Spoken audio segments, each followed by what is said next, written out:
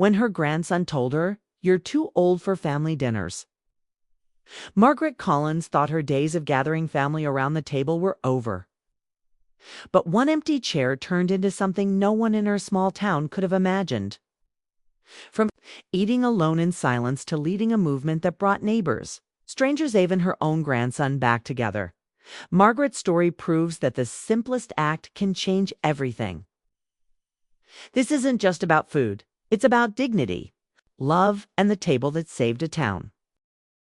Margaret Collins smoothed the checkered tablecloth with both hands, her fingers moving slow and steady over fabric softened by decades of Sunday dinners.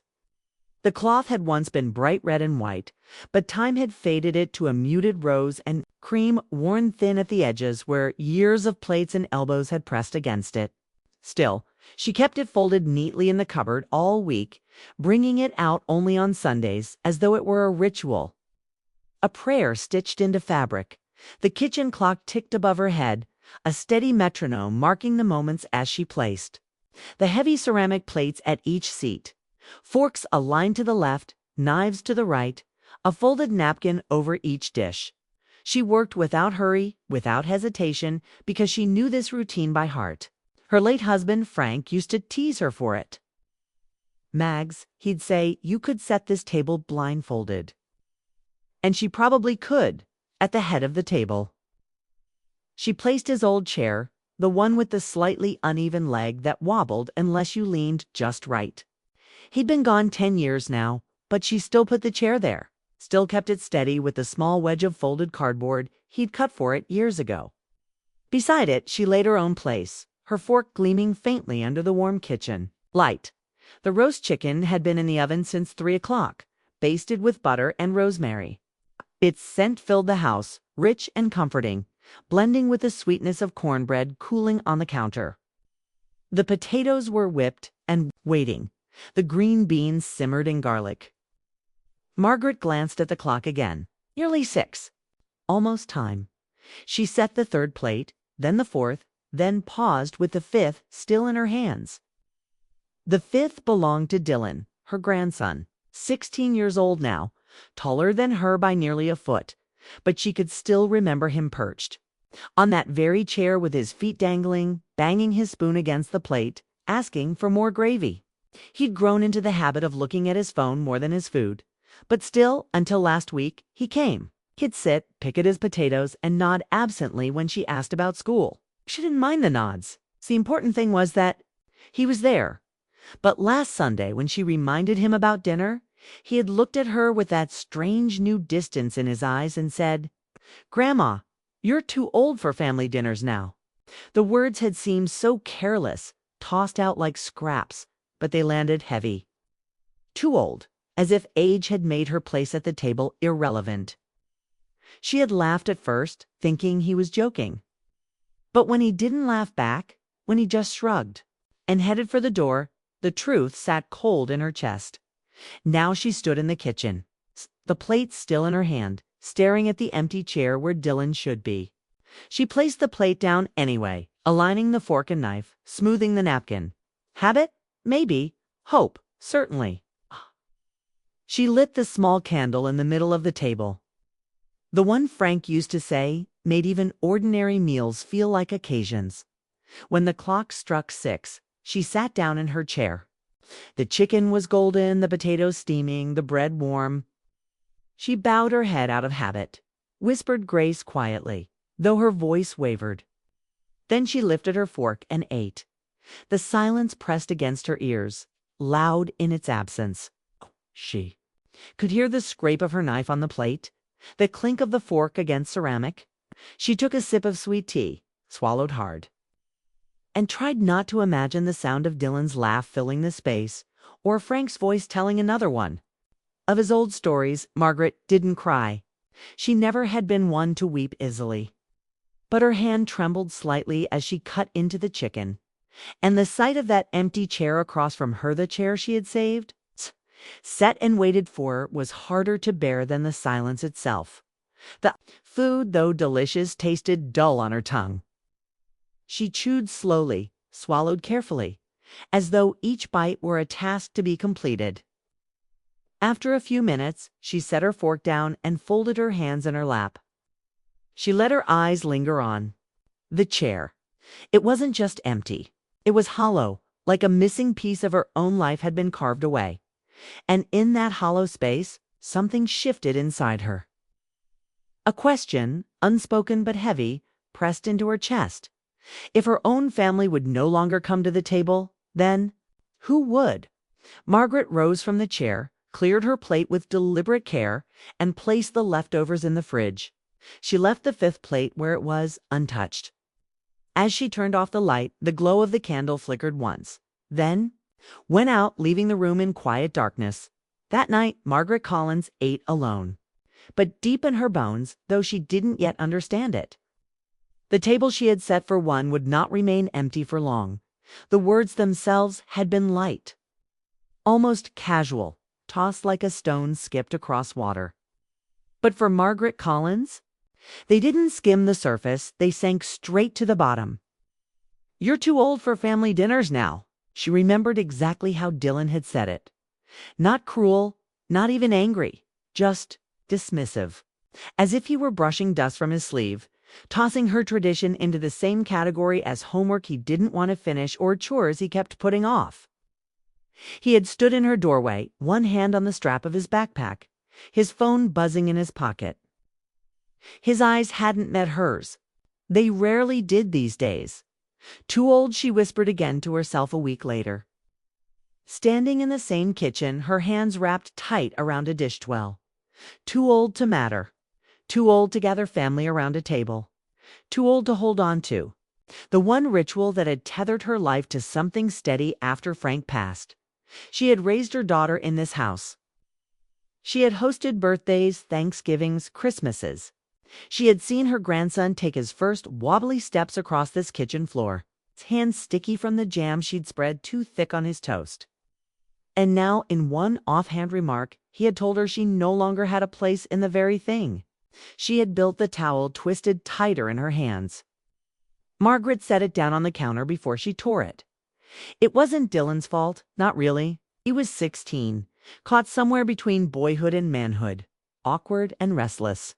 She remembered Frank at that age, tall and lanky, speaking too quickly and thinking he knew everything. Maybe Dylan was the same. Maybe it was just a phase. But even knowing that, the words still sat inside her like splinters, sharp and small, but impossible to ignore. Margaret had always believed the table was sacred. Not the wood itself, though Frank had built it with his own two hands, sanding the surface until it gleamed. No, the sacredness came from what happened around it, the stories told, the laughter shared, the prayers whispered. A table was more than a slab of wood and four legs. It was a stage where family played out their lives, and now her grandson had walked off stage, leaving her in the spotlight alone. That night, after Dylan left with a shrug, Margaret sat at the table long after. The food had gone cold. She had cooked his favorite pot roast with carrots and onions, mashed potatoes whipped smooth with cream. She'd even baked the chocolate chip cookies he used to sneak by the handful. But his chair sat empty, the food untouched. She reached for her fork, lifted one bite, then set it down again. The silence wasn't peaceful like it sometimes was heavy, like the air itself had thickened. She leaned back in her chair, her eyes resting on the faded family photos that lined the wall. In one, Dylan was a boy of 7, missing 2 teeth, grinning with his arms around her neck. In another, Frank stood tall in his Sunday suit, his arm around her waist. She remembered him telling her once, "Mags, don't ever let go of family dinners. That's where we remind ourselves who we are." Her throat tightened. She picked up her fork again, forced down a bite of potato. It tasted like nothing. She chewed, swallowed, and reached for her tea. The glass trembled slightly in her hand. She told herself she wouldn't cry. She hadn't cried much since Frank passed. She had learned to fold her grief into her routines, to keep moving, to keep serving. But that night, when she looked at Dylan's empty chair, a single tear slid down her cheek. Not because he had hurt her feelings. Not even because she was alone. but because for the first time in her life, she felt like the very thing she had built her world around, the act of gathering, feeding, and holding her family close, was slipping away. And no matter how much she wanted to, she couldn't reach across the table and pull it back. She wiped her cheek, squared her shoulders, and finished her meal in silence. She washed the dishes, dried them, and put them in their places. The chair stayed where it was, waiting, though she knew it might stay empty for weeks. Still, she couldn't bring herself to move it. When she climbed into bed that night, the house creaked the way old houses do, settling into itself. She lay awake, listening, staring at the ceiling. Dylan's words echoed again. "You're too old for family dinners now." It wasn't just a remark. It was a line drawn in her heart, one she couldn't erase. And though she didn't know it yet, that wound, quiet, raw, and unresolved, would become the spark that changed everything. The kitchen had never seemed so large. Margaret Collins had lived in this house for 46 years, and in that time the rooms had never felt empty. Not really.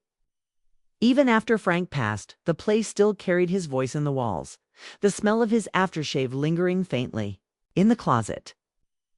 The house held memory like a quilt, stitched into every corner. But that night, as she sat alone at the table, it didn't feel like memory. It felt like absence. The roast chicken sat in the center, golden skin glistening, steam rising gently from the breast where she had carved the first slices. Mashed potatoes sat in their favorite green ceramic bowl, flecks of peppers sprinkled on top the way Frank used to like them. The cornbread had cooled just enough, sliced into neat squares resting in a basket lined with a linen towel. Margaret had prepared it all as she always did. Tradition was important to her. But tradition had always been meant for more than one person. She lifted her fork, cut a piece of chicken, and placed it on her tongue.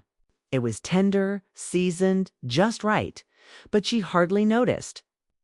The flavors dulled in the silence like a song missing its harmony. She chewed slowly, swallowed, and sipped her sweet tea. The clink of her fork against the plate seemed louder than usual, echoing in a house that once held laughter. She tried not to look at the empty chair across from her, but her eyes returned to it again and again. The plate she had set there sat untouched, the napkin folded, the fork gleaming. That chair belonged to Dylan. It always had. Even when he was small, climbing up into it with sticky fingers and swinging legs, it had been his place. She could still hear his 6-year-old voice declaring, "More gravy, Grandma Mags." She had laughed then, filling his plate until the potatoes nearly swam. But now the chair was only wood and silence. Margaret thought of the words he had spoken earlier that week. "You're too old for family dinners now." Casual, offhand. He hadn't even looked at her when he said it. She had smiled weakly, hoping he'd laugh, call it a joke. But he hadn't. He had slung his backpack over his shoulder and walked out the door, leaving her with a wound that felt far too sharp for such small words. She cut another piece of chicken. Her hand trembled. She set the fork down and pressed her palms together in her lap. For a moment, her eyes drifted to the wall above the mantel. There hung the family photographs she had collected over the years. One showed Dylan on his 10th birthday, chocolate smeared across his cheeks. Another showed her late husband Frank at the table, mid-laugh, his eyes crinkling at the corners. He had always believed the table was sacred. He would say, "Mags, no matter what happens, the family that eats together stays together." She whispered his words into the quiet. But the silence swallowed them whole. Margaret bowed her head, whispered grace again, though she had already prayed before her meal. It wasn't habit this time, it was a plea for patience, for strength, for some kind of answer to the ache that pressed heavy on her chest. She picked up her fork again, forced down another bite, then another. She finished half her plate before pushing it aside, her appetite gone. She rose slowly, carried her dish to the sink and rinsed it under the warm stream of water. She wrapped the leftovers, storing them in the refrigerator as she always did. Routine was her anchor, even when it felt like drifting. Before turning off the light, she glanced once more at Dylan's untouched plate. The food sat waiting, still, warm as if he might walk through the door any second. But the door remained closed. Margaret blew out the candle at the center of the table, its small flame flickering once before vanishing into smoke. The darkness felt final. Upstairs, she changed into her nightgown and sat on the edge of her bed. Her body was tired, but sleep would not come easily. The house groaned softly in the night, but otherwise all was still. She folded her hands in her lap, her eyes fixed on the empty space beside her where Frank used to sleep.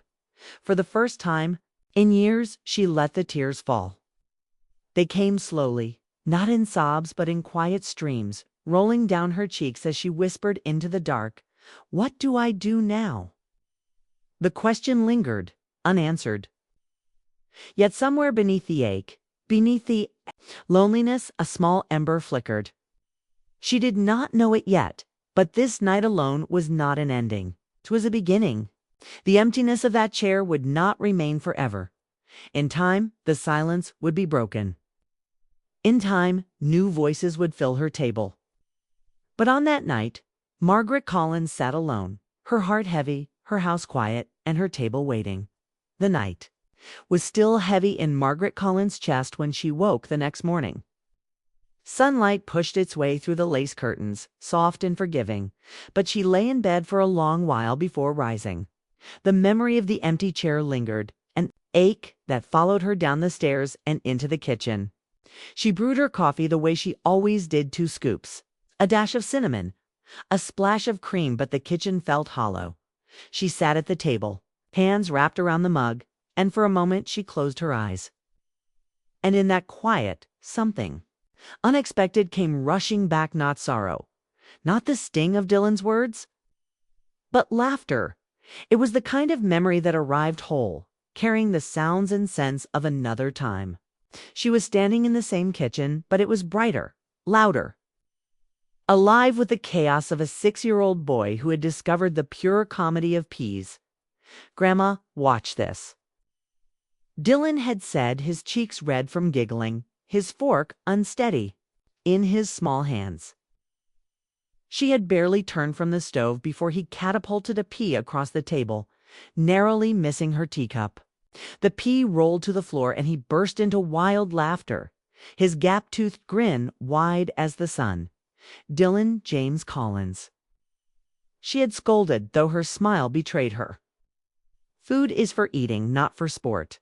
He had leaned back in his chair, still laughing, his tiny feet swinging under the table. "But Grandma, it's funny," he protested, another pea balanced precariously on his fork. And it was funny. She had laughed too, so hard her sides ached, until finally she had surrendered, scooping up the peas and putting them back on his plate. He had eaten every last one, proud as a king. The memory made her chuckle now, a sound that surprised her in the stillness of the kitchen. For a moment, she could almost hear him again, his boyish voice bouncing off the walls. She could almost see him in that chair, the one now sitting empty. Back then, Sunday dinners were sacred. Dylan would race through the door before his parents, dropping his backpack by the stairs, shouting, "What's for dinner, Grandma?" She would tell him, and no matter what it was, his eyes would light up as if she had promised him the moon. Spaghetti, pot roast, chicken casserole, it didn't matter. What mattered was the table, the ritual of sitting together. The warmth that grew between bites. She remembered the way he used to sit on his knees just to see over the table, how Frank would tell him to sit properly and Dylan would slide down with a sheepish grin. She remembered the bedtime stories that spilled over into dinner. Dylan insisting on telling her about the dragons he had drawn in his notebook, the soccer goals he had scored at recess. He was a child then, and to him, the table was not just for food. It was a stage, a safe place where his small victories mattered. Margaret took another sip of her coffee, her hand stilling against the warm ceramic. How had that little boy turned into the teenager who dismissed her with a single sentence? Where had the laughter gone? the sticky-fingered boy who called her Grandma Mags like it was a nickname made of love. She set the mug down and leaned back in her chair. Memory can be cruel, she thought. It brings back the sweetness only to remind you of what you've lost. Yet she couldn't bring herself to push the memory away. Because even if it hurt, it reminded her of the truth that beneath the awkward distance of a teenager was still that boy. He was still there somewhere, hidden under layers of adolescence and pride. Margaret rose, carrying her mug to the sink. The house was quiet, yes, but it was not empty. It was filled with echoes, with laughter embedded into the walls, with the smell of Sunday dinners that had fed not just bodies but hearts. She touched the back of Dylan's chair lightly as she passed it, her fingers lingering on the worn wood. "You used to love this table," she whispered softly, more to herself than to anyone else. "Maybe you will again." The memory of laughter did not erase the ache of last night, but it steadied her. It reminded her of what mattered, of why she had kept setting the table even when the world around her shifted. It reminded her that family traditions were not broken by one careless remark. They bent, they wavered, but if tended with care, they could be stitched back together. Margaret straightened her shoulders, glanced at the clock, and began her day. She did not yet know what lay ahead or how her table would grow to welcome more than just family. But she carried with her the sound of her grandson's laughter, a memory that warmed her like sunlight. And though the chair remained empty, the memory filled the space with something almost as powerful: hope. The house always seemed to hold its breath at night. When the dishes were dried, when the lamps were dimmed, when the street outside grew quiet, the silence of Margaret Collins' home deepened. It was the kind of silence she had learned to live with after Frank died. Still, on certain nights, it pressed harder, and in that way she almost swore she could hear him again. That evening, settled into her armchair, the one with the faded floral pattern, and pulled a knitted blanket across her lap. The television murmured in the backgrounds, some detective show she barely followed, but her mind was elsewhere. Her eyes drifted toward the mantel where Frank's photograph stood, framed in dark wood. It wasn't the one from his service years, not the crisp Marine uniform with polished buttons. No, this was the Frank she had loved most, wearing a plain flannel, leaning on the porch rail, his eyes creased with laughter. She studied the photo as she had countless times. Her heart caught between ache and gratitude. "You'd know what to say to him," she whispered into the quiet. Her voice trembled just slightly. The memory came suddenly. Not a scene she summoned, but one that rose on its own, clear as if it were playing out in the room. It was a summer evening years ago. The screen door rattled as Frank carried a basket of plates to the backyard. Dylan, still small then, raced behind him carrying nothing but his energy, asking questions faster than Frank could answer.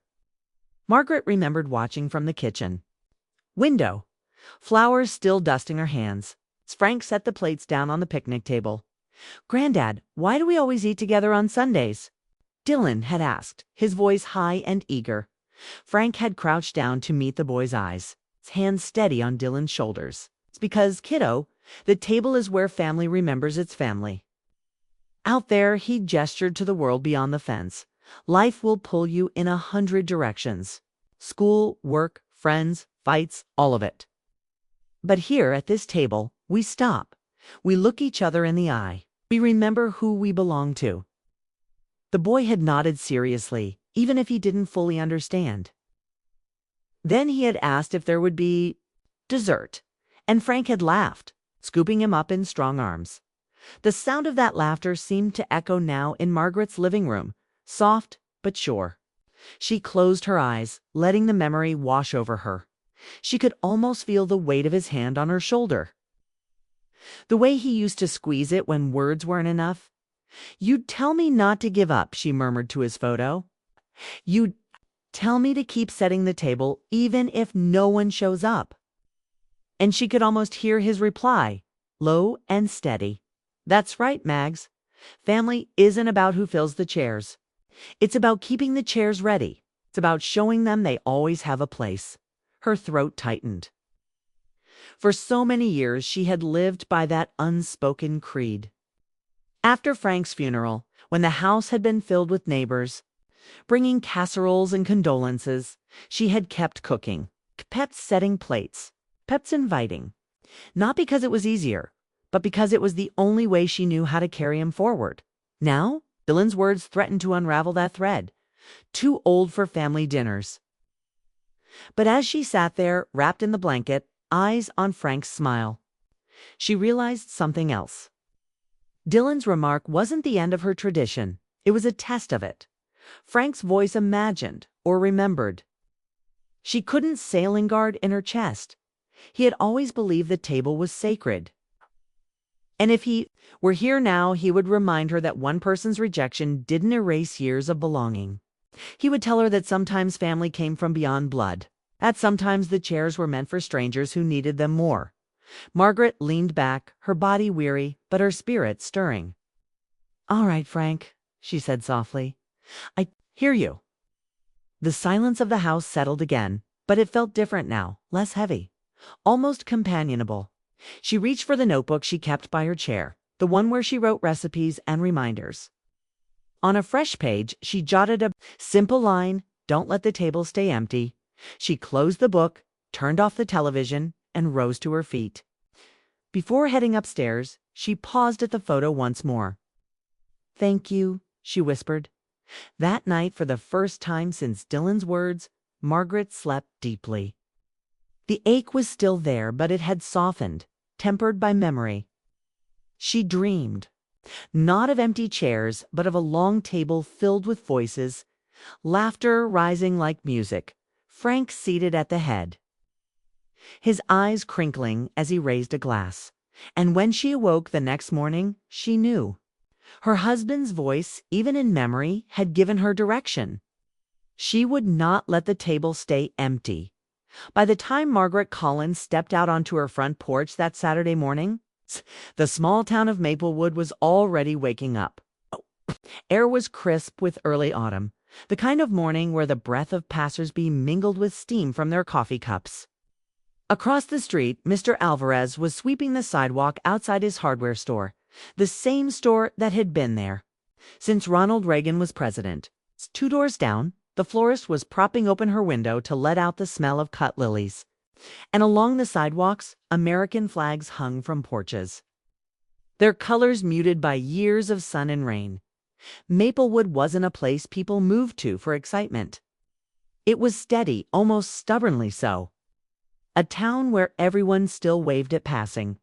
Cars, where the high school football team was front-page news, where the diner hadn't changed its menu in 30 years. To outsiders, it might have seemed quaint, even forgettable.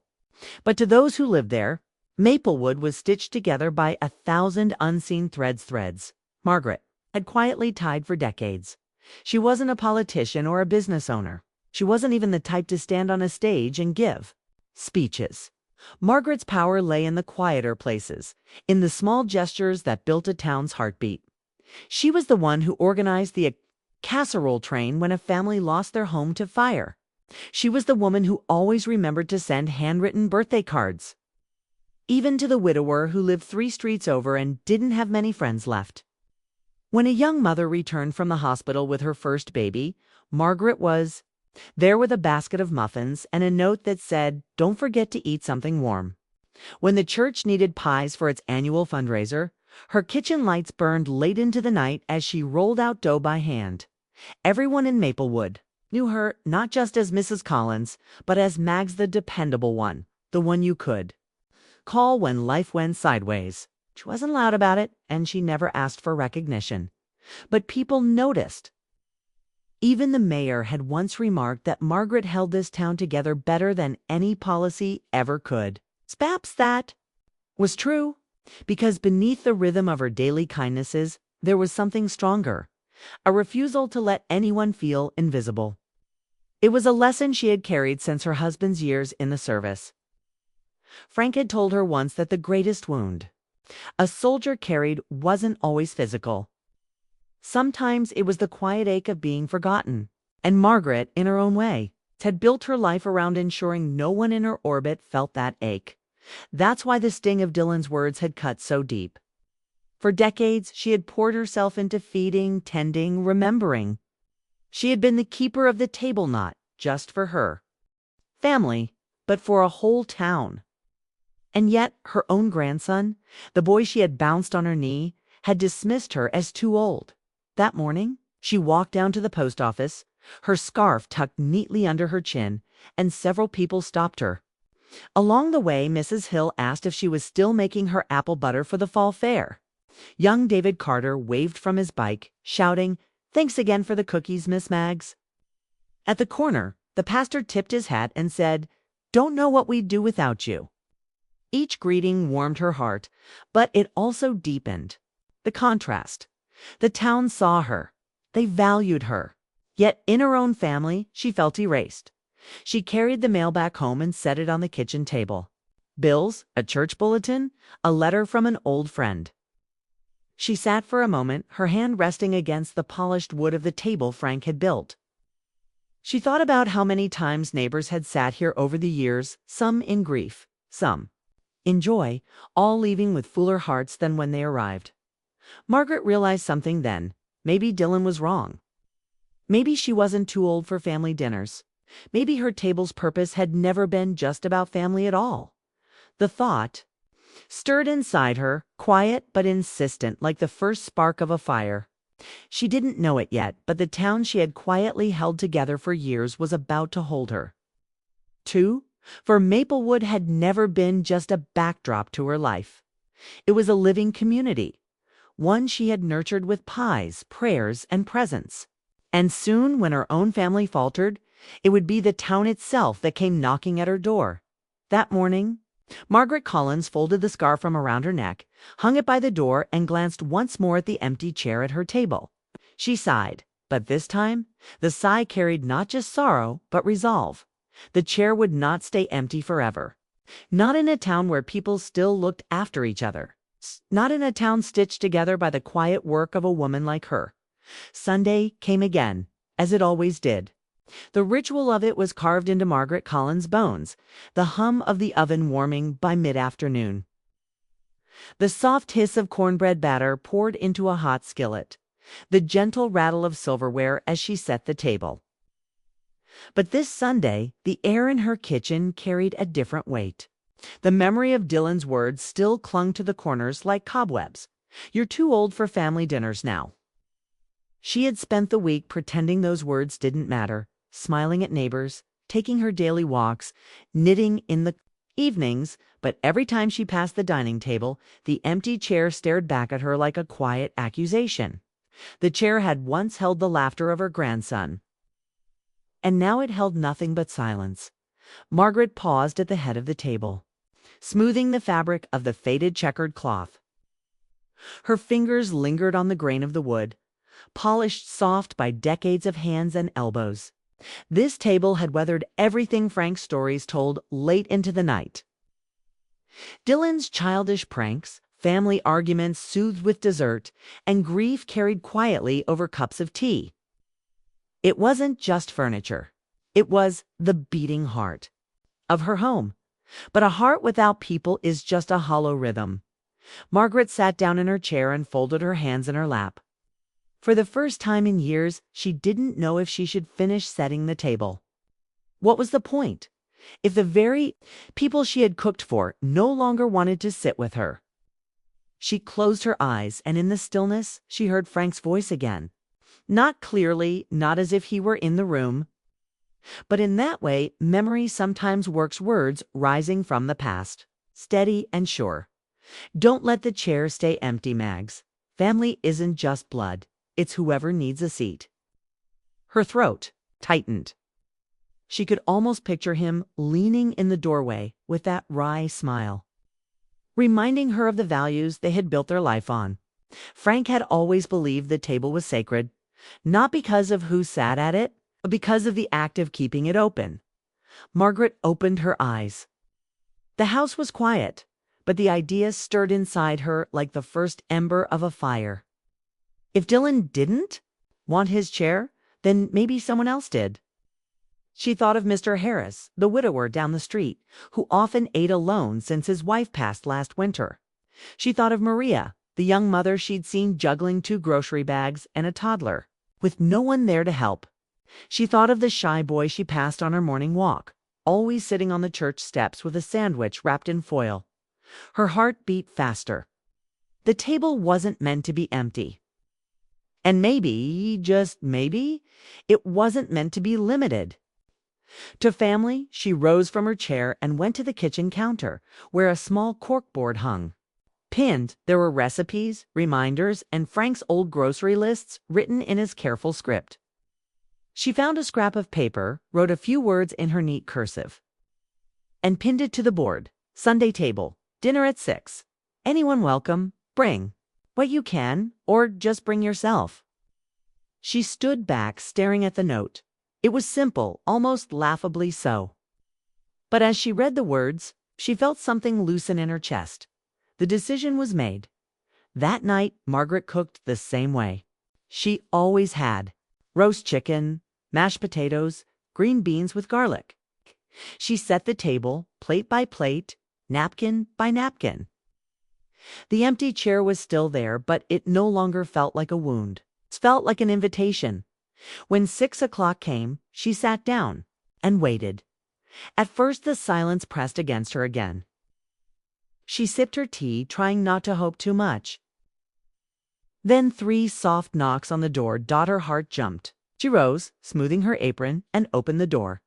There stood Mr. Harris, his hat in hand, his eyes hesitant but kind. "I heard you were setting a table," he said softly. "Didn't figure you'd mind the company?"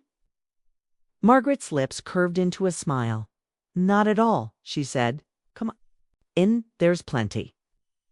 As he stepped inside, the weight on her shoulders eased. For the first time since Dylan's words, the house didn't feel empty. The table was alive again. Margaret knew then that she had made the right choice. She would not let her table die. If her family couldn't see the value of it, others would. The decision had been made not to let bitterness consume her, but to turn her loss into an opening. And as she set another plate before Mr. Harris, she realized something else. This was only the beginning. The smell of rosemary and roasted chicken still lingered in the air as Margaret guided Mr. Harris into the dining room. He moved slowly, his steps deliberate, as though uncertain whether he truly belonged there. His hat remained in his hand, twisting nervously, and his eyes darted to the set table like a man entering church for the first time in years. "It looks beautiful," he said softly, his voice gravelly with age and disuse. Margaret smiled, though her own nerves fluttered beneath her calm. "It's nothing fancy," she replied. "Just dinner. That's all it ever needs to be." He hesitated at the threshold of the room, his eyes falling on the empty chair where Dylan once sat. She noticed the way he looked at it, then quickly looked away as if sensing its significance. Without saying a word, Margaret pulled out the chair beside her own. "Here," she said gently, "this one's for you." He sat, slowly, carefully, as though afraid the chair might reject him. His hands rested awkwardly on the tablecloth. Margaret moved to the kitchen, bringing the platter of chicken, the bowl of potatoes, the basket of cornbread. She set them down one by one, the familiar rhythm soothing her own unease. For a moment, they simply sat. The silence stretched, thick and hesitant. Margaret folded her hands in her lap and glanced at her guest. His shoulders were hunched, his eyes on his plate, though no food had been served yet. She thought of how many nights he must have eaten alone in his quiet house since his wife passed.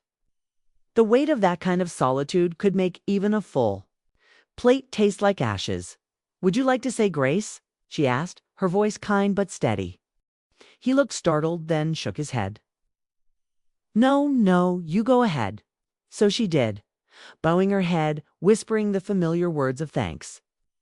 But as she spoke, she felt something stir a warmth that came not from tradition alone, but from the fact that she wasn't speaking into silence this time. She was speaking across the table to another soul. When she finished, she reached for the serving spoon. "Chicken?" she asked. "Yes, please." His voice cracked slightly. She served him generously, adding potatoes and beans, sliding the cornbread basket closer. Then she filled her own plate and sat back, watching as he took his first bite. The fork trembled slightly in his hand, but when he tasted the food, his eyes closed.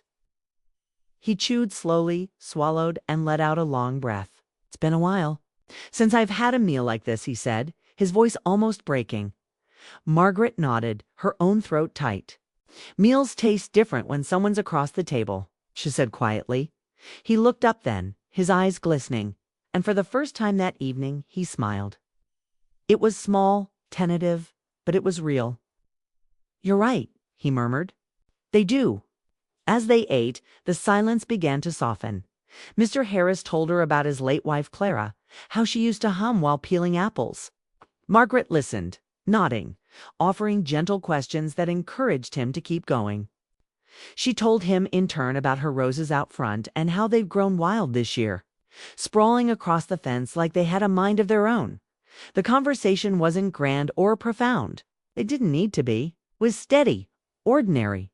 And in its ordinariness lay its power. For years, both of them had eaten alone, their voices swallowed by empty rooms. Now those same voices found each other, filling the space between clinking silverware and steaming plates.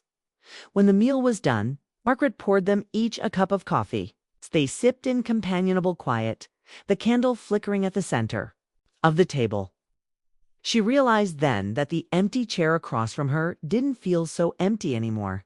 It felt like a promise of what could be, of what would come. As he stood to leave, Mr. Harris adjusted his hat and paused at the door.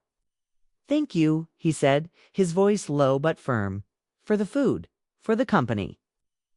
Margaret smiled gently. "You're welcome any time. Sunday, 6 o'clock. My table's always open." He nodded, his eyes lingering on hers for a moment. Gratitude unspoken but unmistakable. Then he stepped into the night, shoulders straighter than when he'd arrived. When the door closed, Margaret leaned against it, her heart pounding. She looked back at the dining room, at the plates still on the table, at the candle burning. Lo, for the first time since Dylan's words, she didn't feel old or forgotten. She felt alive. That night, as she washed the dishes, she realized something profound. One guest was enough to break the silence. One guest was enough to prove that the table was not dead. And if one came, perhaps others would too. Margaret Collins had opened her table to someone who needed it. And in doing so, she had opened something else, herself. The following Sunday, Margaret Collins rose early. The air carried a crispness that hinted at the coming winter, and the leaves outside her. Window fluttered in shades of amber and rust. She tied her apron at her waist, humming softly as she prepared the chicken, her hands steady as she rubbed rosemary and butter into its skin. There was a rhythm to cooking she had always loved, but this time felt different. Last week, for the first time in years, she hadn't eaten alone. She thought of Mr. Harris, of the way his shoulders had straightened when he left, of the quiet gratitude in his eyes. That memory gave her energy, sharpening her resolve. The table, she had realized, was not dead. It had only been waiting by mid-afternoon. The kitchen filled with the familiar aromas of Sunday. Roasted chicken, garlic beans, cornbread, baking, golden. In the oven, she set the table the way she always had, napkins folded, silverware polished. But this time she didn't stop at 2 plates. She set for at 5:30. She lit the candle in the center of the table and poured herself a glass of tea. She wasn't sure if anyone else would come. Perhaps last week had been a one-time mercy. But at 6 o'clock sharp, there was a knock. She opened the door to find Mr. Harris again, hat in hand, but he wasn't alone. Standing slightly behind him was a young woman. Margaret recognized Maria Lopez, who lived 3 houses down with her 2-year-old daughter perched shyly on her hip. Maria smiled, her eyes uncertain. "Mr. Harris said you were hosting supper," Maria explained. "I didn't want to intrude, but—" She trailed off, adjusting her daughter's weight in her arms. Margaret felt her heart swell. "You're not intruding," she said warmly. you're just on time." Maria's little girl clutched her mother's shoulder tightly, her eyes wide at the unfamiliar house. Margaret crouched low, offering the child a smile. "Would you like some cornbread?" "Sweetheart, still warm."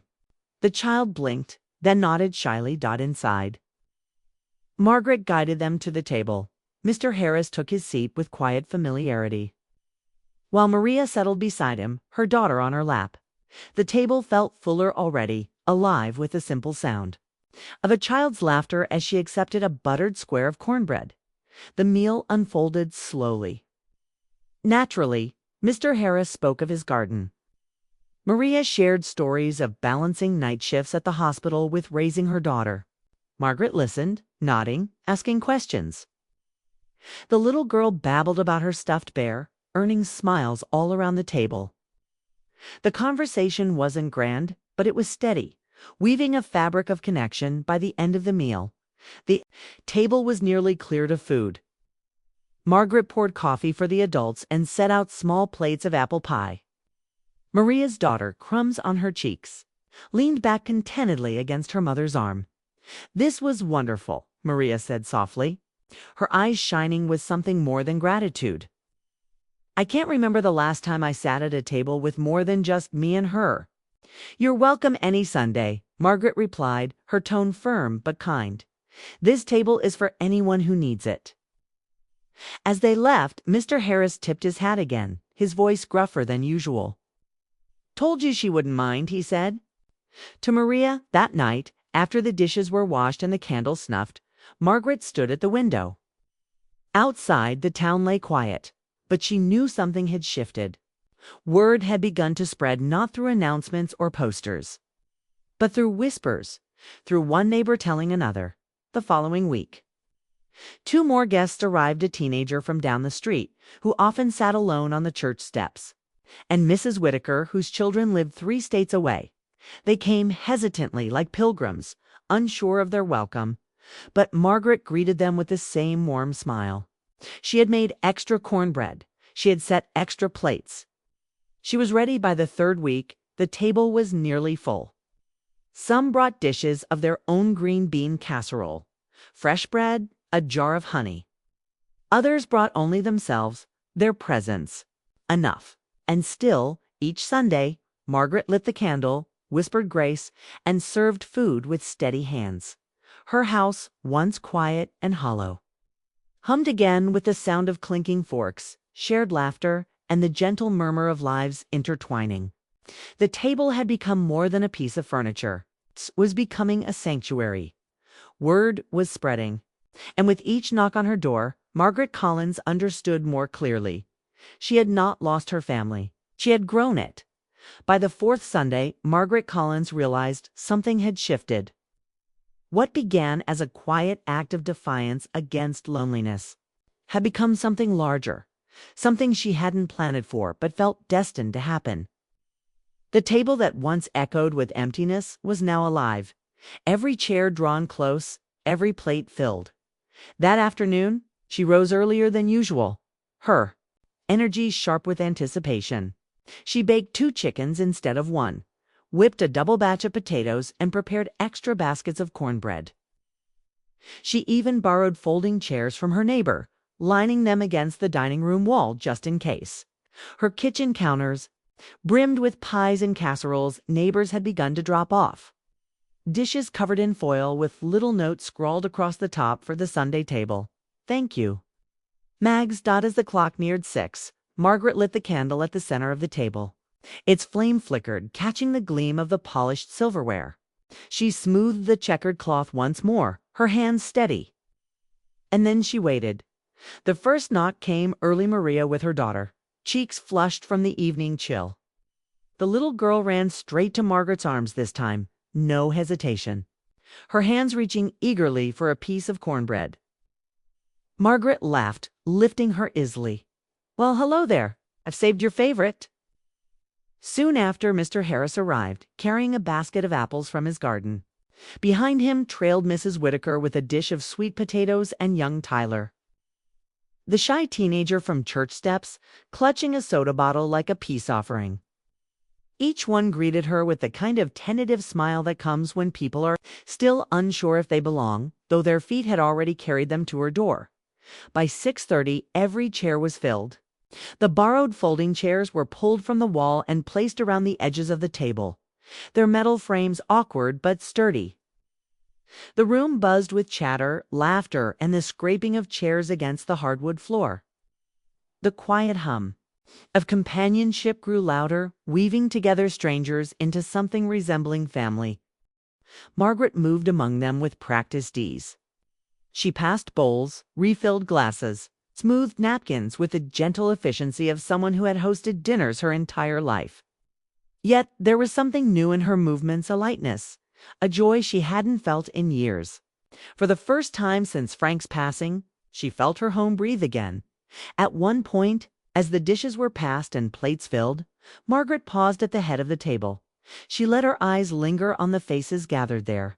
Maria laughing softly as her daughter smeared butter across her cornbread.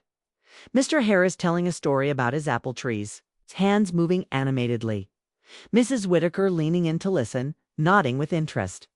Young Tyler eating hungrily but smiling when someone teased him gently about his soda bottle. Every chair was filled. Every plate was full. And for the first time in weeks, Margaret didn't feel the sting of Dylan's absence. She felt the warmth of presence, of life, of connection, of the table fulfilling its true purpose. After the meal, the group lingered. Coffee was poured, pie sliced. Stories grew longer, laughter louder. The little girl toddled between chairs, clutching her stuffed bear, her laughter carrying like bells. The evening stretched, not because of obligation, but because no one wanted to leave. When the last guest finally stepped out into the cool night, Margaret stood alone in her dining room. The dishes waited stacked high, the tablecloth smudged with crumbs. But she didn't feel weary. She felt steady, almost renewed. She leaned against the doorway, listening to the echo of voices that still seemed to hang in the air. Every chair had been filled. The silence she once dreaded was gone, replaced by a memory that would carry her through the week. She thought of Frank then, his old words rising unbidden. Family isn't just who you're born to, it's who shows up. Margaret smiled, whispering, "Into the quiet, they showed up, Frank. They really did." And as she turned to face the mountain of dishes, she did so with a heart unburdened. The Sunday table had been reborn, not from tradition alone, but from the simple truth that no one, not even a grandmother told she was too old, should ever have to eat alone. By the fifth Sunday, Margaret Collins realized something unexpected. It wasn't just that people were coming, it was that they wanted to come back. What had begun as an act of quiet resistance against loneliness was quickly becoming a ritual in its own right. And Margaret could feel the weight of it growing. A table filled with food was one thing. A table filled with lives, that was something else entirely. She woke that morning with an idea. It came to her as she poured her first cup of coffee. The memory of Frank's voice still echoing from her dreams. "Don't just feed them, Mags. Remind them they belong." So after she tidied the kitchen and pulled the chickens from the fridge, to thaw, Margaret rummaged through a drawer until she found an old corkboard, its edges worn and pocked with holes. She dusted it off, propped it against the wall near the kitchen, and pinned a blank piece of paper to it with a thumbtack. Then, with her neat cursive, she wrote across the top the Sunday table: needs, thanks, and notes. It was simple, almost plain, but it felt right. She left a small jar of pens and slips of paper beside it, the kind she usually used for grocery lists. Then she went back to cooking. That evening, as neighbors filed in, the bulletin board caught a few curious glances. Mr. Harris was the first to ask, "What's this, then?" He said, squinting at the sign. Margaret smiled. "Just a place to write things down. Maybe something you're thankful for. Maybe something you need. Maybe just a hello. It's yours as much as mine." At first, no one touched it. The food drew them in, as always: the golden chicken, the steaming bowls of potatoes, the baskets of cornbread passed hand to hand. But After dinner, while Margaret poured coffee and Maria's little girl toddled about with her stuffed bear, Mrs. Whitaker quietly rose from her chair. She took a pen from the jar and scribbled a few words on a scrap of paper. Without saying anything, she pinned it to the board. Later, when the guests had gone and Margaret was clearing the table, she stopped to read it. The words were short, shaky in handwriting, but they hit her like a soft hammer. I am thankful I didn't eat alone tonight. The next week, Tyler added his own note. His was simpler still. Looking for a ride to school concerts. Mom works late. We'll trade chores. Margaret pinned it with care, wondering if anyone would respond. She didn't have to wonder long.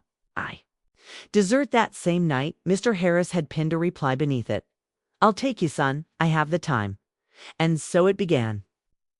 Week by week, the bulletin board grew. Notes of gratitude, requests for help, offers of pie recipes, even a hand-drawn picture from Maria's daughter, all tacked up side by side. The board became more than cork, and paper it became the heart of the Sunday table, a visible reminder that this wasn't just about food anymore. It was about weaving lives together, stitch by stitch. Margaret would linger by the board each evening after the guests had gone. She would trace the notes with her eyes, sometimes with her fingertips, and feel her chest swell with something she hadn't felt in a long time: purpose. Dylan's words still stung too old for family dinners, but here was the truth laid, plain in ink and paper. She wasn't too old. She was needed, perhaps more than ever. The townspeople began to notice, too. Someone mentioned the bulletin board at church. Another mentioned it at the grocery store. Mags is running more than dinners, they'd say. She's running a lifeline. One night, as Margaret stood at the sink scrubbing dishes under warm water, she caught her reflection in the kitchen window. Her face was lined, her hair silver, her hands worn. But her eyes were alive. And she thought of Frank again, his words ringing true. Remind them they belong. She dried her hands and walked back into the dining room. The table was bare now, the chairs pushed back. But the bulletin board glowed softly in the lamplight, its notes fluttering slightly in the evening breeze from the open window. It looked alive, almost like a tree, growing with every paper tacked to it. Margaret smiled. The table was full, yes, but now the walls were speaking. And the message was simple. You are not alone by the sixth Sunday. Margaret Collins noticed a sound she hadn't heard in her house for years. At first, it was small, like the faint chime of wind through trees, but then it grew until it filled every corner of the dining room. Laughter, genuine, unrestrained, rolling through the air like music she'd almost forgotten the tune of. It began with Maria's little girl. She had climbed onto a chair beside young Tyler and was giggling uncontrollably as he balanced a green bean between his upper lip and nose, trying to look serious. Her high-pitched giggles burst out like bells, and before long, Tyler himself cracked into a grin. Mr. Harris chuckled under his breath, shaking his head. And Mrs. Whitaker laughed outright, her shoulders shaking, tears forming at the corners of her eyes. Margaret stood at the head of the table, carving slices of roast, and paused to take it in. For so long, her home had been steeped in silence. Even when Dylan had come for dinners in recent years, the noise had been perfunctory clinks of forks, the hum of a teenager glued to his phone. But this was different. This was warmth breaking through the walls. She placed the platter of chicken on the table and eased into her seat. For a moment, she didn't join the conversation. She just listened.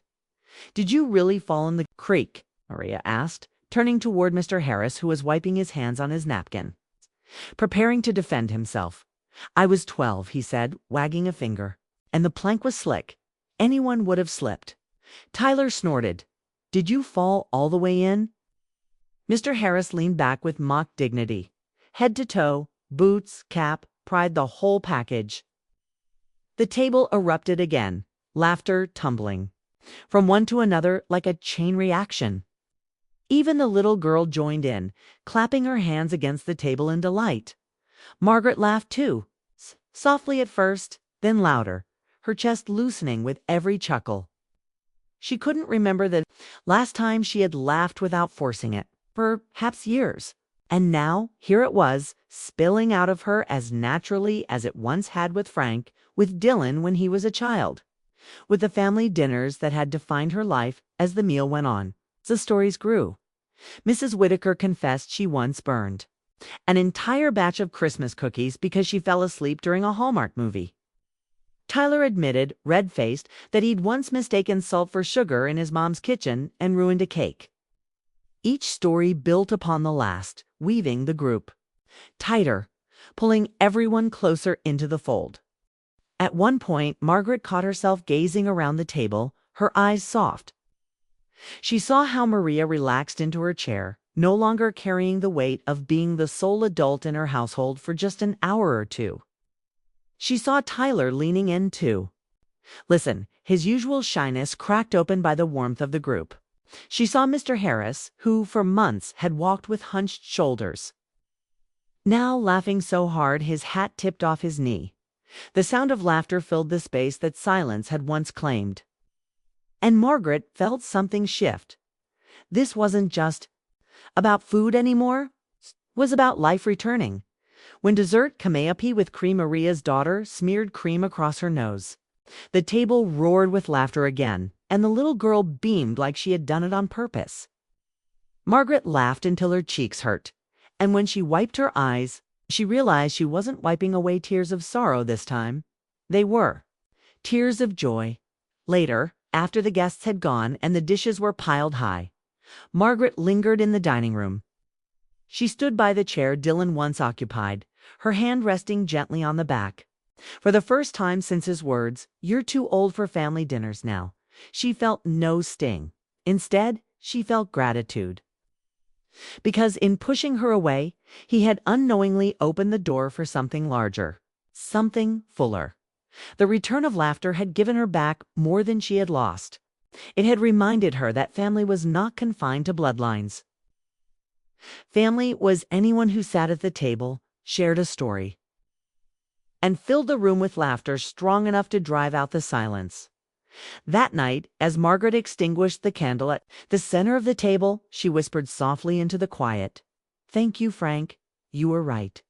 And for the first time in many years, she went to bed with her heart light, her house humming with a memory of joy. It was a Thursday afternoon when Dylan Collins first heard whispers about what was happening at his grandmother's house. He was leaning against the lockers at Maplewood High, earbuds dangling, his friends clustered around swapping stories about the weekend. Normally, Dylan half listened, nodding when expected, scrolling through his phone more than he spoke. But this time, a name caught his attention. "Did you see Mrs. Collins' thing?" one of his classmates asked, tugging open his locker. "What thing?" another boy replied. "You know, Dylan's grandma, the dinners. Half the town's been over there already. My mom said it's like a whole event now. She called it the Sunday table." Dylan froze, his fingers tightening around his phone. He pushed away from the lockers, frowning. "Wait, what are you talking about?" he asked. His classmate blinked. "You didn't know?" "Dude, it's all over Facebook. Your grandma's hosting these big Sunday dinners at her place. Everyone's talking about it. People bring food, she cooks, and, like, it's a thing. My parents went last week, said it was the best meal they'd had in years." The group laughed, chimed in with snippets. Someone's aunt brought sweet potato casserole. Someone's uncle told a story that made the whole table roar. Even Pastor Allen had stopped by. Dylan's stomach twisted, pulled out his phone, thumbed open social media, and there it was. Photos snapped on smartphones, long tables packed with neighbors, candles flickering, plates filled high, faces caught mid-laugh. In the background, he saw the familiar wallpaper of his grandmother's dining room. He scrolled faster, his chest tightening, post after post. "Thank you, Mags, for reminding us what community feels like. The Sunday table is exactly what our town needed." A video clip showed Maria's little girl giggling with a green bean on her nose, the entire table laughing around her. Dylan turned down the volume, his jaw clenched. It wasn't just that she was doing it. It was that she hadn't told him. She hadn't called to say she was inviting strangers into the house where he'd grown up eating Sunday dinners. She hadn't asked his opinion. She had just done it. And now his classmates were talking about it like it was the most exciting thing in town. One of the boys nudged him. "You didn't know? Man, your grandma's kind of famous now. People are saying it's the best thing to happen in Maplewood since the 4th of July parade." Dylan forced a laugh, but it came out hollow. "Yeah," he muttered, shoving his phone back in his pocket. "Guess she's keeping busy." But the truth gnawed at him. He remembered the way he'd brushed her off. "You're too old for family dinners now." He had said it without thinking, just trying to escape another evening of roast chicken and small talk. He hadn't meant to hurt her. He hadn't expected her to actually stop. And he certainly hadn't expected her to start something bigger. Something that made the whole town notice. That evening, at home, he sat on his bed scrolling through the posts again. The photos were everywhere now, spreading beyond Maplewood. Even a regional paper had shared one with the caption, "One woman's kindness revives a town tradition." Dylan tossed his phone aside, running his hands through his hair. Anger warred with guilt. Guilt warred with pride. He didn't know what to feel. All he knew was that the table he had abandoned was no longer waiting for him. It was filled. And not with family, but with strangers who looked like they belonged more than he ever had. He stared at the ceiling long into the night, replaying his words in his head. Too old. He had said it like a joke, but now it felt like a scar.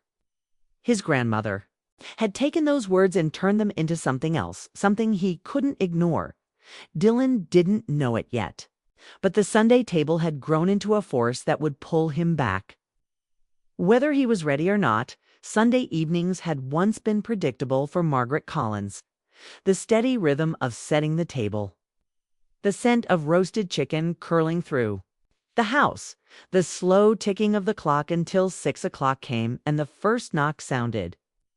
But this Sunday carried an undercurrent she didn't recognize. As she basted the chicken, she felt a twinge of nerves in her chest. She didn't know why, but she had the sense that something was about to shift. By 5:45, her dining room was already alive. Maria and her daughter arrived first, arms full with a dish of rice pudding. Mr. Harris followed with fresh apples from his garden. Mrs. Whitaker brought green bean casserole. And young Tyler shyly carried a stack of mismatched board games under his arm, muttering that maybe people would want to stay longer after dinner. The room glowed with warmth and noise. Laughter beginning before the food was even served. Margaret moved between kitchen and dining room, her apron dusted with flour, her cheeks pink from the oven's heat. She set down the chicken, the potatoes, the cornbread. The conversation swelled like music, weaving through the clatter of dishes and the bubbling of coffee on the stove. And then the door creaked open. Margaret looked up, startled she hadn't heard a knock. In the doorway stood Dylan, her grandson. Looked taller somehow, his frame lean but tense, his face caught between boyhood and manhood. His hoodie hung loose around his shoulders and his phone glowed faintly in his hand, though his eyes weren't on the screen. They were fixed on the table, on the people gathered there, on the chairs filled with neighbors, with strangers, with laughter that did not include him. For a long moment, the room stilled. Forks paused, voices quieted. Maria shifted her daughter onto her hip. Mr. Harris straightened in his chair. "Kai," his eyes flicking between Margaret and the boy. "Dylan, Kai," Margaret said softly, her voice steady, but her heart pounding. He swallowed. Hard. I just wanted to see." His voice cracked slightly, betraying the uncertainty he tried to mask. He stepped inside, his gaze sweeping the table again. The sight of Mrs. Whitaker in the chair he once sat in seemed to sting. He shoved his phone into his pocket. "So it's true. You really replaced me." The words struck Margaret like a slap, though she kept her expression calm. She folded her hands in front of her apron. "No one could replace you, Dylan," she said quietly. "But I wasn't going to let the chair stay empty." The silence stretched again. Dylan's jaw tightened, his fists clenching at his sides. He looked at the faces around the table, smiling, uncertain, waiting. People who weren't blood, yet who sat in the chairs he had abandoned. Shame flickered. Across his face, though, pride kept him rooted in place. Mr. Harris cleared his throat, breaking the stillness. "There's plenty of food," he said, his voice gentle but firm. "Why don't you sit down, son?" Dylan glanced at him, then back. At Margaret. His eyes burned. "I don't belong here," he muttered. Margaret's heart ached, but her voice held steady. "Ah, you belong wherever you choose to sit," she replied. "The table has room for you. It always will." For a moment he seemed torn. His eyes dropped to the floor, his chest rising and falling quickly. But then, with a frustrated shake of his head, he turned toward the door. "Not tonight," he muttered, and walked out into the night air, the door closing softly behind him. The room exhaled. Margaret stood motionless, staring at the empty space where her grandson had stood. She wanted to chase him, to pull him back, to demand that he sit, but she knew better. He wasn't ready, not yet. Slowly, she turned back to the table, shifted uncomfortably, unsure whether to speak.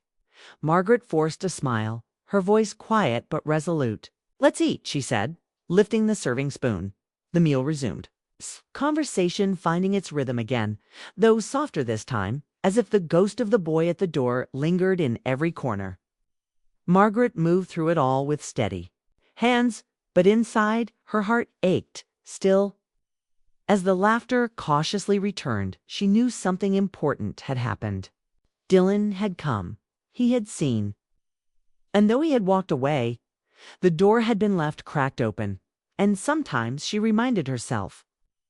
The first step toward coming home is simply showing up at the door.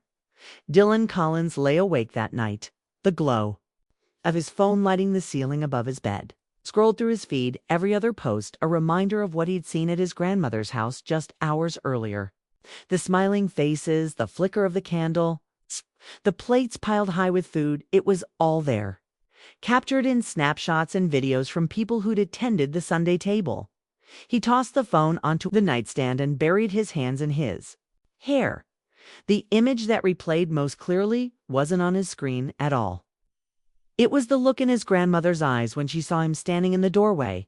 It wasn't anger. It wasn't even disappointment. Was something quieter, something heavier, a sadness, maybe, or worse, a kind of acceptance, as if she had already learned to live without him. He rolled onto his side, staring at the dark outline of the chair in his room. The same thought gnawed at him, relentless. They were laughing without me. When he had told her weeks ago, "You're too old for family dinners now," he hadn't meant it. Not really. It was a teenager's careless attempt to wriggle free from what felt boring, predictable, unnecessary. He had wanted to be with his friends. Wanted to avoid the quiet weight of her questions about school, about his future, about whether he was still the boy she remembered. It was easier to dismiss her than to admit he didn't know how to answer. But she hadn't fought back. She hadn't argued. She had simply let him walk away. And instead of begging him to come back, she had filled the space with others. Now the whole town was talking about her dinners as grandmother, who couldn't even figure out how to change the Wi-Fi password, was suddenly a local legend. And he, the grandson, who once had a permanent seat at her table, on the outside looking in. At school the next day, the whispers followed him. "Your grandma's dinners are amazing. It's like building a whole community. You're lucky to have her." Each compliment felt like salt rubbed into the wound. He nodded when spoken to, but the shame sat heavy in his gut. That evening, Dylan wandered into the kitchen where his mother was cooking. The smell of spaghetti sauce filled the room. He hovered by the counter, his hands shoved deep into his hoodie. "Pocket, did you know Grandma's been doing those dinners?" he asked quietly. His mother looked up from the stove, her expression careful. "Of course, I knew. She told me." He blinked, the weight of her words sinking in. She knew, and She hadn't told him. "Why didn't you say anything?" "'Cause it wasn't my place," she replied. "She invited me, but she said it was something she needed to do herself. And Dylan." She paused, turning the spoon in the sauce. "She misses you." The lump in his throat tightened. He wanted to snap back, to defend himself, to say that he didn't need those dinners anymore. But the words felt hollow, flimsy, even before they reached his tongue. Instead, he muttered, "She's doing fine without me." His mother set the spoon down and turned to him fully. Her eyes softened. "She's not doing it without you. She's doing it because of you." He stared at her, startled. "She started this after you told her she was too old," his mother continued. "Do you realize what that did to her? Could have folded. She could have stopped setting the table. But instead, she opened her doors wider. And now half the town is sitting in the chair you left empty." The shame hit him like a blow, swallowed hard, unable to meet her gaze. That night he returned to his room and sat on the edge of his bed, staring at his sneakers on the floor. For the first time in years, he felt like a little boy, again small, foolish. Lost. He thought of the cornbread his grandmother used to butter just the way he liked. The way she always remembered his favorite part of the chicken, the way she slipped him an extra cookie when his mother wasn't looking. She had given him so much, and he had thrown it back in her face with a careless sentence. The shame was quiet, but it was deep. And in that quiet, Dylan made a promise he wasn't ready to say out loud. He would go back. Not tonight, not tomorrow. But someday soon he would sit in that chair again. For now, though he lay back on his bed, staring at the ceiling, the weight of his words pressing down heavier than ever. Too old for family dinners. He wished more than anything that he could take them back. The following Sunday, the house bustled before the clock struck 6. Margaret Collins had already placed 2 roast chickens in the oven, their golden skins crisping under rosemary and butter, the scent of garlic mingled with the sweetness of cornbread rising in the cast-iron skillet. She moved through the kitchen with calm efficiency, her apron dusted with flour, her hair pinned back. The bulletin board on the wall was already crowded with new notes, offers of rides, requests for recipes, scribbles of thanks. It hummed with life by the time the candle was lit in the center of the dining table. Her guests were arriving. Mr. Harris came first, carrying a basket of pears. Maria followed with her daughter, tugging at her hand, a dish of arroz con leche balanced carefully in the other. Soon after came Mrs. Whitaker, Tyler, and 2 new faces Margaret recognized from church. The table filled quickly, laughter and chatter. Rising like steam from a kettle, Margaret paused, looking over the scene. Every chair was taken, even the folding ones. The room glowed with warmth, alive with the sound of voices that only weeks before had been silence. For a brief moment, she closed her eyes, letting the laughter wash over her. "Frank, you'd love this," she thought. Then came the knock. It wasn't timid, nor was it loud, just a steady rap at the door. The conversations faltered. Forks paused. "Me dear." Margaret wiped her hands on her apron and walked to the entryway. When she opened the door, her breath caught. There stood Dylan. He looked smaller than she remembered, though he had grown taller in the past year. His hoodie hung loose, his hands shoved deep into the pockets, his eyes cast down as though afraid of what he might see. Behind him, the evening air carried the crisp bite of autumn. He shifted his weight, cleared his throat. "Grandma," he said, his voice low. Can I come in?" For a heartbeat, Margaret's chest ached with everything unsaid. She thought of the sting of his words, too old for family dinners, and the weeks of emptiness that had followed. She thought of the first night alone, of the tears she had swallowed in silence. But then she remembered Frank's voice, steady in her memory. "Don't let the chair stay empty. Family isn't just blood. Whoever needs a seat." She stepped aside, her voice calm, her eyes soft. "Of course, Dylan. There's always a seat for you." The boy nodded, relief flickering across his face, and stepped into the house.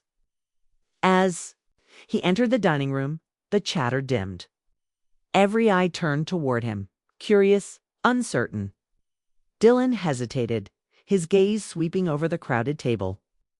He saw the laughter, the food, the warmth and the chair that had once been his, now. Taken by another dot, Margaret moved past him, her hand brushing his shoulder gently. She pulled a folding chair from the wall and set it at the end of the table. She smoothed the cloth beneath it, placed a plate, fork, and napkin before him. "Sit," she said softly. "Eat. That's all I ask." Dylan swallowed hard, his throat tight. Slowly, he lowered himself into the chair. The meal resumed, though the air felt different, now charged, fragile. Tyler slid the breadbasket his way without a word. Maria offered him a smile, small but kind. Even Mr. Harris gave him a nod, as though to say he was welcome. Margaret served him chicken spoon potatoes onto his plate, poured him a glass of tea. She did it all without ceremony, her movements steady, ordinary, deliberate. And that was the point. She wasn't making a spectacle of his return. She wasn't scolding, nor was she begging for apology. She was simply doing what she had always done, feeding him, offering him a place. Halfway through the meal, Dylan glanced at her. She caught his eye, and for the first time that night, she smiled at him, not with bitterness, not with wounded pride, but with the quiet love of someone who had never stopped setting the chair. He looked down quickly, his face flushing, but the knot in his chest loosened when dessert caramel pie and Maria's Eras con leche Margaret placed a generous slice in front of him. "Eat up," she said, her tone warm but firm. The same tone she had used when he was 6 and refused to finish his peas. And for the first time in weeks, Dylan laughed. Just a small chuckle, almost embarrassed, but it was enough. That night, when the guests departed and the dishes were cleared, Margaret stood by the table, staring at the chair Dylan had occupied. It wasn't exactly where it used to be, but it was there. "Filled." She whispered into the quiet, "Welcome home, love." And for the first time in a long while, the empty chair no longer haunted her. It was a reminder not of loss, but of return. The week after Dylan's quiet return, Margaret Collins found herself moving differently in the kitchen. Her hands, though steady as always, carried a quiet anticipation. She hummed under her breath while peeling potatoes, something she hadn't done in years. She set out an extra chair before anyone arrived, not because she knew for certain he'd come, but because she hoped, and hope, she thought, was its own kind of seasoning. It flavored everything she did. By 5 o'clock, the dining room smelled of roasted chicken, fresh bread, and cinnamon apples. The table was nearly set, each plate gleaming in the light of the chandelier. The bulletin board near the kitchen sagged under new notes. One scrawled in Tyler's uneven handwriting, "Thanks for the ride, Mr. Harris." Another, written in neat cursive by Mrs. Whitaker, "This week reminded me I'm not forgotten." Each slip of paper was a thread, weaving her guests together tighter with every meal. At 6 sharp, the knock came. The first through the door were Maria and her daughter, laughter trailing them like perfume. Mr. Harris followed, his hat tipped politely, bearing another basket of pears. Soon after came Mrs. Whitaker and Tyler, the boy carrying a chess set, this time eager for company beyond the meal. And then, just as Margaret was setting the last basket of cornbread down, the door opened again. Dylan stepped inside. He didn't linger in the doorway this time. He didn't shuffle his feet or glance nervously at the floor. Instead, he walked straight toward the table. His movements were hesitant still, but purposeful. When he reached his chair's a folding one Margaret had prepared at the end of the table, he didn't wait for anyone to tell him to sit. He pulled it out, lowered himself onto it, and set his phone face down beside his plate. The conversations around the table faltered for only a moment before resuming. Maria offered him a warm smile. Mr. Harris gave him another firm nod. And the little girl giggled as she slid a piece of cornbread toward him like it was a peace treaty. Dylan accepted it, his lips twitching into a small grin. Dinner began. Margaret served him first, piling his plate with chicken and potatoes.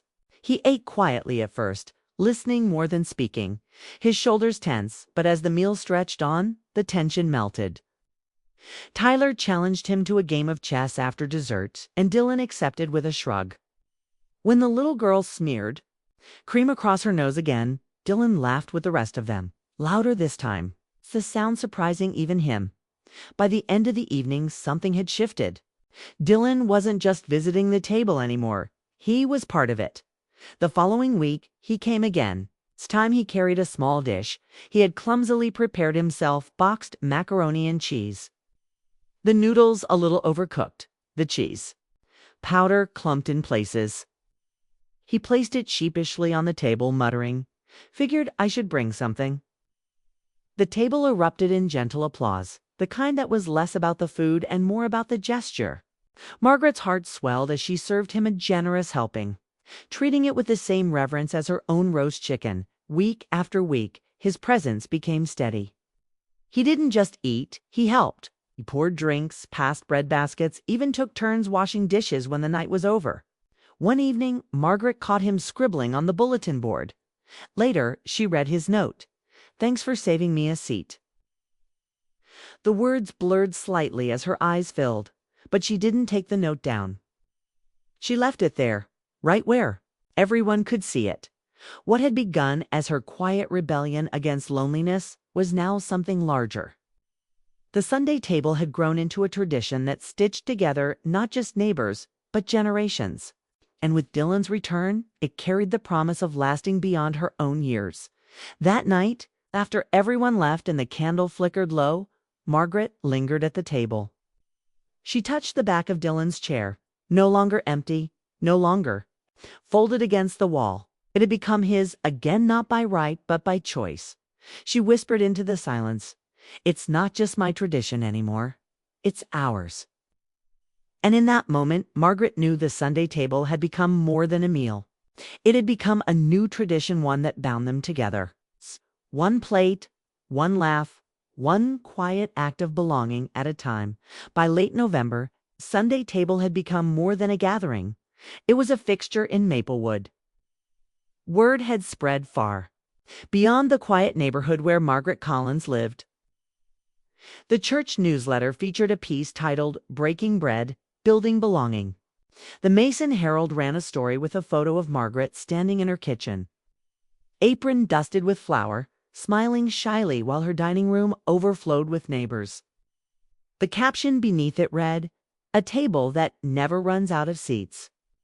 Margaret had never sought attention. She'd always preferred the background, the woman with the pie at the fundraiser, the casserole at the grieving family's doorstep, the quiet strength that never needed applause. But recognition came anyway, creeping in like sunlight through curtains. It began at the grocery store. She was in the baking aisle searching for cinnamon when a woman she didn't know tapped her shoulder. "You're Mrs. Collins, aren't you? The Sunday table lady." Margaret blinked, embarrassed. "Well, I suppose that's me," she said with a polite smile. The woman's eyes softened. "Thank you. My brother went last week. Hasn't eaten at a table with anyone since his wife died. Came home smiling. Said it felt like he mattered again." Margaret's throat tightened. She nodded, touched the woman's hand briefly, and left the store with more than cinnamon in her basket.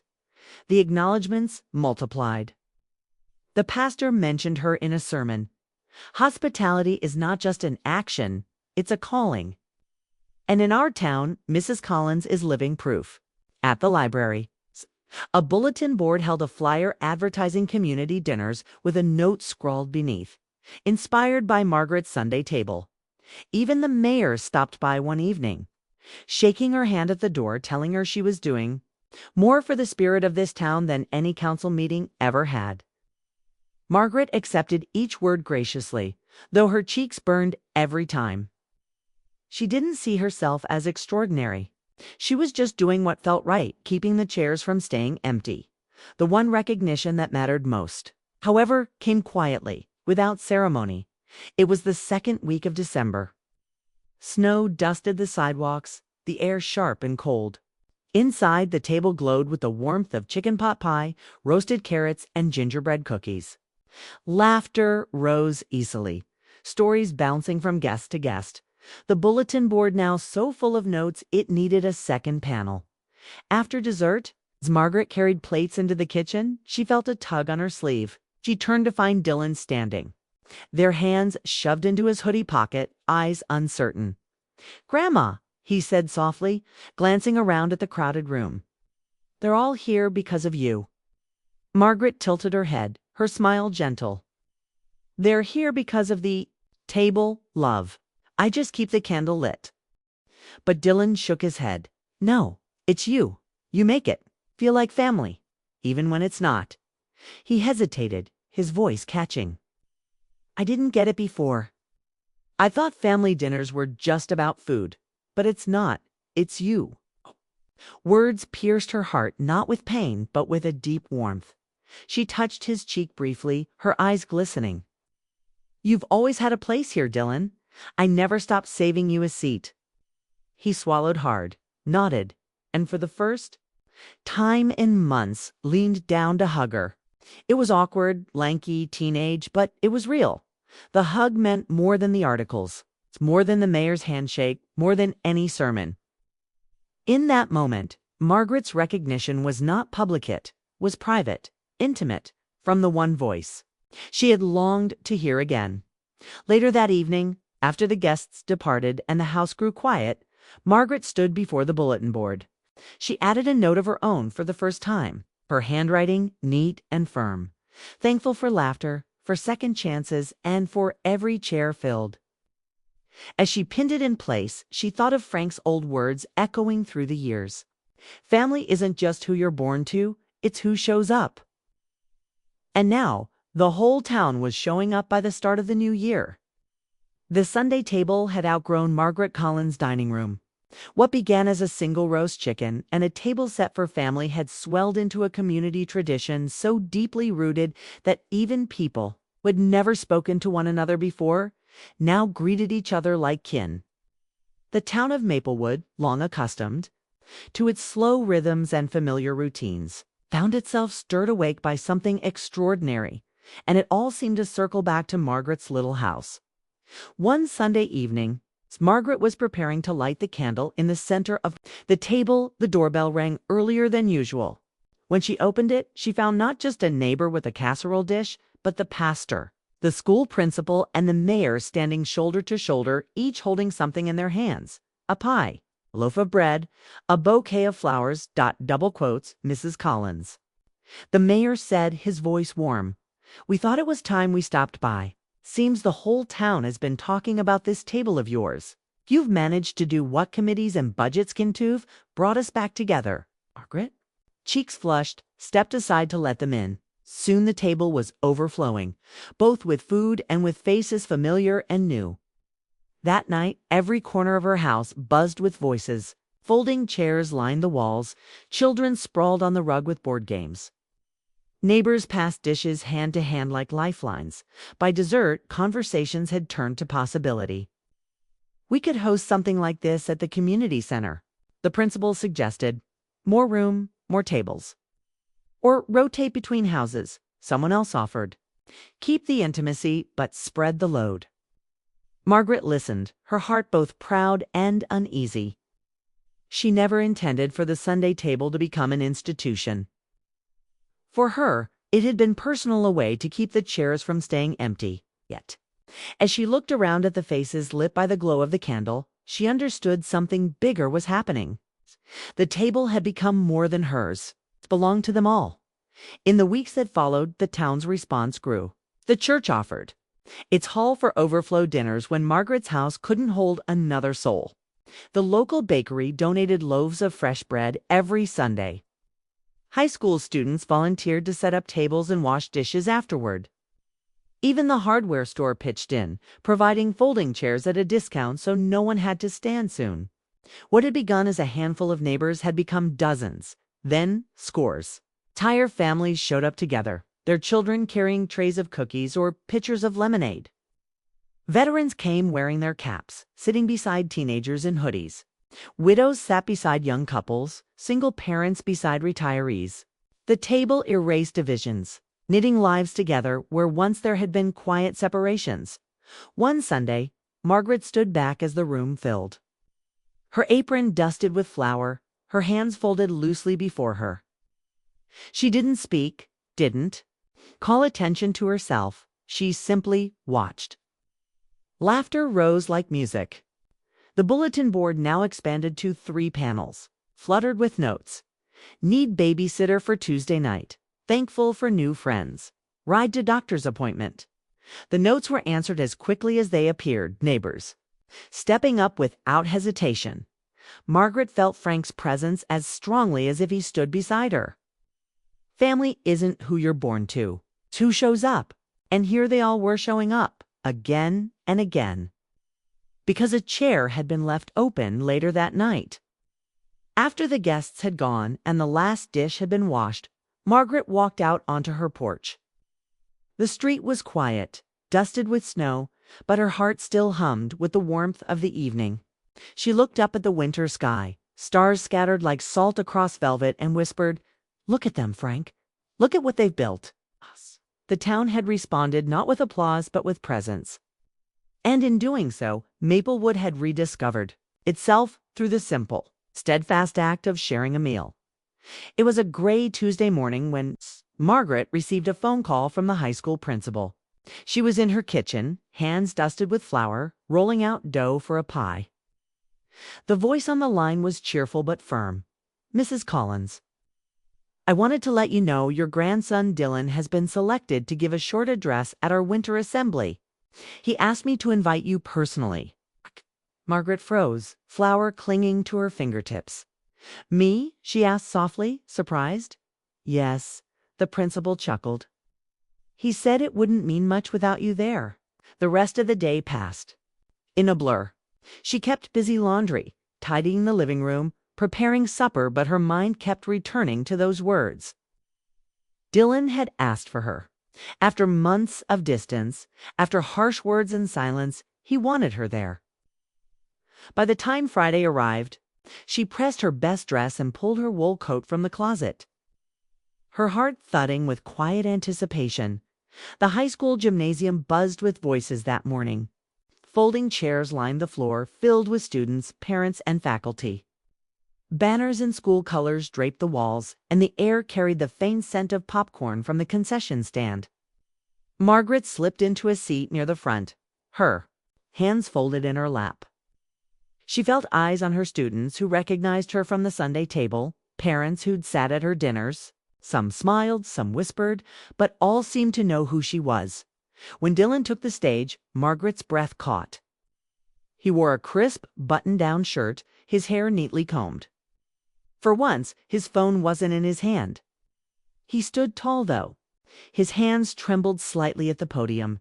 He cleared his throat, the microphone amplifying the sound across the hushed gym. "I was asked to talk about community," he began. His voice cracked, but he steadied it. "At first, I didn't know what to say. Community wasn't something I thought about much. Figured it was just people living in the same place." He glanced toward the audience, his eyes finding hers. Margaret held his gaze, her heart swelling. But then he continued, "I realized community is something you feel. It's the difference between eating alone and eating with people who care. It's laughter you didn't expect. It's someone saving you a seat, even when you don't deserve it." A ripple of murmurs moved through the crowd. Dylan's voice grew stronger. "My grandmother taught me that. Some of you know her, Margaret Collins. She started something in this town called the Sunday Table. Maybe you've been there. Maybe you've heard about it. But what you might not know is why it started. It wasn't because she wanted attention, wasn't even because she had to. It was because she refused to let anyone feel invisible, not even me." His throat tightened, but he pressed on. "A few months ago, I told her she was too old for family dinners. I said it without thinking. I said it to get out of something I thought didn't matter. And I hurt her bad. But instead of shutting the door, she opened it wider. Instead of giving up, she created a table where everyone is welcome, and she still saved me a seat." The gym was silent now, the weight of his words pressing down like snowfall. Dylan took a shaky breath. She showed me what community really is. It's not blood or popularity or who you hang out with after school. It's kindness. It's showing up. It's never letting the chair beside you stay empty. My grandma didn't just feed this town, she reminded us who we are. Applause broke out, soft at first, then growing until it filled the gym like thunder. Margaret blinked back tears, her hands pressed together over her chest. Dylan's face flushed, but he smiled, stepping back from the podium. When the assembly ended, students and parents crowded around her. They shook her hand, thanked her, told her how much the Sunday table meant. But Margaret hardly heard them. Her eyes were fixed on Dylan, weaving his way through the crowd until he stood before her. "Did I do okay?" he asked, his voice low, uncertain. Margaret reached for his hand, squeezing it gently. "You did more than okay," she whispered. "You honored the table, and you honored yourself." For the first time in months, he hugged her not out of obligation, but out of love. And as she held him close, Margaret knew the tribute wasn't in the speech alone. It was in his return, in his recognition that he had found his way back to the table she had never stopped setting. Snow dusted the edges of Maplewood. The evening Margaret Collins hosted what would later be called the first true community supper. It wasn't planned as anything grand. She hadn't thought of it as history. She simply did what she always did: set the table, lit the candle, and opened the door. But that night, the house was fuller than it had ever been. The mayor came again, his wife at his side. Teachers from the high school arrived carrying casseroles. A young veteran in uniform slipped quietly into a chair near the corner, his service dog curling at his feet. Families with children filled the spaces in between. Coats hung on hooks, boots lined neatly by the door. The laughter began before the first dish was even served. Margaret stood in the kitchen, smoothing her apron, listening to the sound. She thought of the first Sunday she had eaten alone, the silence so sharp it had felt like punishment. She thought of Dylan's words, "too old for family dinners," and the sting that had followed. And she thought of how a single empty chair had grown into a table so full it could no longer be contained by her walls, as she carried the chicken to the table. Dylan rose from his seat and took the platter from her hands. "Here, Grandma, let me." His voice was steady, his smile small but sure. He set the dish in the center, surrounded by bowls of potatoes, beans, breads, and pies brought by others. For the first time in a long time, Margaret allowed herself to sit before everyone else was served. She looked around the table, her eyes shining. Every chair was filled. Every voice was heard. The bulletin board near the kitchen sagged with notes: rides offered, gratitude shared, recipes traded. Children's drawings overlapped the pages, crayon sketches of tables, hearts, and people holding hands. It was messy, imperfect, alive. When it was time to say grace, all eyes turned to her. Margaret folded her hands, her voice trembling but strong. "Lord, thank you for this food and for every soul gathered at this table. Thank you for reminding us that no one is too old or too young or too far gone to belong.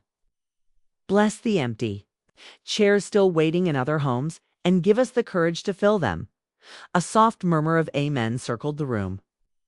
Then, as plates were passed and forks clinked against dishes, laughter swelled like music. Stories tumbled across the table funny. Ones, tender ones, stories of loss turned into connection. It was louder than her house had ever been, but Margaret didn't mind. It was the kind of noise she had prayed for. As the evening wound down, Dylan leaned toward her. "Grandma," he said quietly, "can I invite some of my friends next week? I think they could use this too." Margaret's eyes glistened. "Course, love. The table is always open." Hours later, when the last dish was washed and the final guest had gone, Margaret walked slowly to the dining room. The candle had burned low, a small pool of wax glistening beneath the wick. The chairs sat pushed back, some uneven, some folded, against the wall. The tablecloth was stained with crumbs and spills, evidence of a meal lived in full. She didn't clean it right away. Instead, she sat at the head of the table, resting her hands on the wood Frank had built decades ago. thought of him, of his voice reminding her never to let the chair stay empty. She thought of Dylan's tribute at the assembly, its words echoing in her ears. She still saved me a seat. Margaret reached into her pocket and pulled out a folded scrap of paper. She pinned it to the crowded bulletin board, her handwriting neat. And firm legacy isn't what we leave behind. It's the chairs we keep ready, the tables we keep open, and the love we refuse to stop offering. She stepped back, smiling through her tears. The Sunday table was no longer hers alone. It belonged to Maplewood. It belonged to Dylan. It belonged to anyone who needed it.